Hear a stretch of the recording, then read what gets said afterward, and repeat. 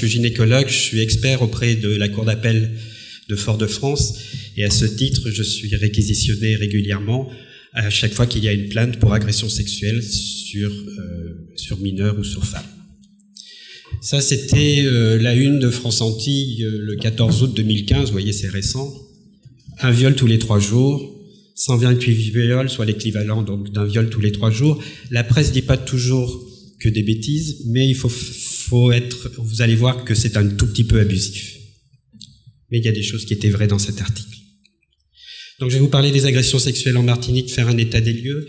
Les données que je vous donne sont issues d'une thèse qui a été faite par une ancienne interne de chez nous, qui date d'octobre 2012, et donc une thèse de Madame Dancrade Sandrine, qui est à l'heure actuelle donc médecin généraliste.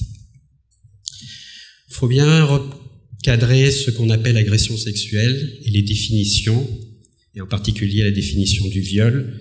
L'agression sexuelle, c'est toute atteinte sexuelle commise avec violence, contrainte physique ou morale, menace ou surprise, quels que soient les liens existants entre l'agresseur et la victime.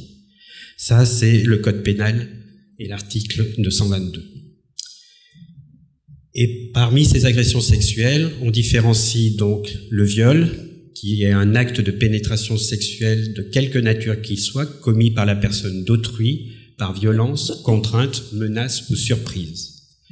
Ceux-ci sont des termes législatifs, ce ne sont pas des termes médicaux, c'est-à-dire que les médecins n'utilisent pas le terme de viol ou d'abus sexuel. C'est la justice qui. Abus sexuel sans contact physique, c'est tout ce qui est harcèlement, contact téléphonique, exhibitionnisme, et puis maintenant les réseaux sociaux. Et enfin, abus sexuel avec contact corporel, c'est tout ce qui est attouchement, baiser, caresse. Donc ça, c'est un état des lieux l'année 2011, mais de toute façon, les choses n'ont pas beaucoup changé depuis ces 3 dernières années. À l'époque, il y a eu 130 dépôts de plainte, suivis d'une réquisition et d'un constat médical. Je rappelle, c'est 130 dépôts de plainte. Ça ne veut pas dire qu'il y a eu 130 agressions sexuelles. 85 dossiers ont été vus donc par moi-même, qui était le référent au TGI de Fort-de-France.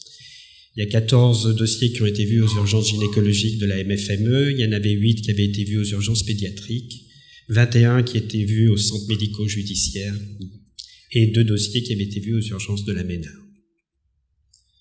En ce qui concerne l'âge des supposées victimes, 49% sont des mineurs de moins de 15 ans, 14% sont des adolescents et 37% sont des adultes. Donc France Antilles avait raison, plus de la moitié des plaintes sont issues d'enfants, d'adolescents ou de mineurs de moins de 18 ans.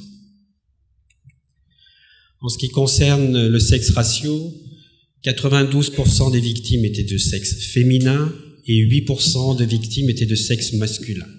Il est très probable que dans ces données, le nombre de victimes de sexe masculin est sous-évalué, car les sources de données n'ont pas peut-être été prises en compte, en particulier l'activité au niveau du service de gastro-entérologie qui voyait les petits garçons supposés agressés sexuellement.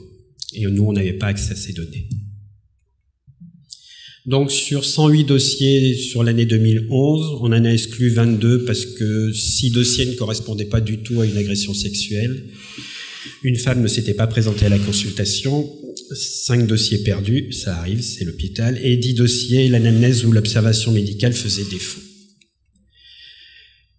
Donc ça, c'est le type d'agression sexuelle en fonction des tranches d'âge. Ce qui est en bleu, c'est 0-15 ans, ce qui est en rose, c'est 15-18 ans, et ce qui est en bleu clair, plus de 18 ans. Vous voyez que sur les enfants de moins de 15 ans, le type d'agression sont surtout des attouchements, alors que sur les patientes de plus de 18 ans, c'est surtout des pénétrations vaginales. Le timing des faits, au moment où on a vu les supposées victimes, vous voyez qu'il y en a très peu que l'on voit au moment des faits. Il n'y a que 9% des enfants ou des patientes qui viennent nous voir à J0. Il y en a 30%, un peu moins de 30% qui vont venir entre J1 et J3. Ça, c'est lié un petit peu aussi à la procédure, probablement. Et vous voyez qu'il y a quand même 63% des dossiers qui sont des dossiers anciens de plus de 3 jours, et il y en a qui sont même très très anciens, où les choses reviennent plusieurs années plus tard. En ce qui concerne le type de lésion, on se rend compte, on ne va pas rentrer dans les détails, que l'examen médical gynécologique n'apporte pas de réponse dans plus de 70% des cas. Ça veut dire que dans 75% des cas, l'examen clinique est négatif. Ce qui ne présume pas qu'il n'y a pas eu agression sexuelle, ça veut simplement dire qu'on ne retrouve pas de traces de cette agression. Mais malheureusement, c'est effectivement un passage obligé. Dès qu'il y a une plainte pour agression sexuelle, l'examen gynécologique fait partie de la procédure. En ce qui concerne le type d'agresseur, on se rend compte que dans 20% des cas, l'agresseur est inconnu, que dans 43% des cas, l'agresseur est extrafamilial, mais que dans 47% des cas, et c'est en particulier le cas chez les enfants de moins de 15 ans, l'agresseur est intrafamilial.